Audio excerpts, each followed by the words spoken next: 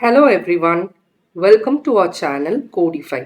Here, this channel will speak about the simple ways of coding, and also we are going to try out the coding in different platforms.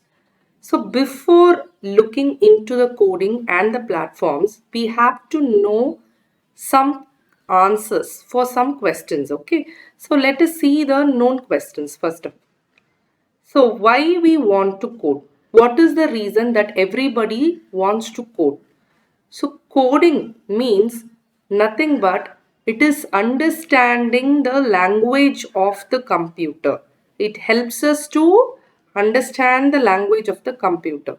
As we want to communicate, when we are going to a different country and we want to communicate to a people out there, we will be using their language in order to start up with the communication, right?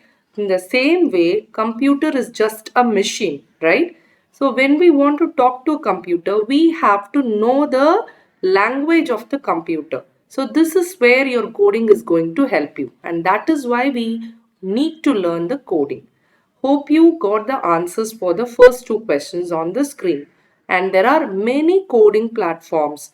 Okay, firstly, we are going to handle code.org. All right.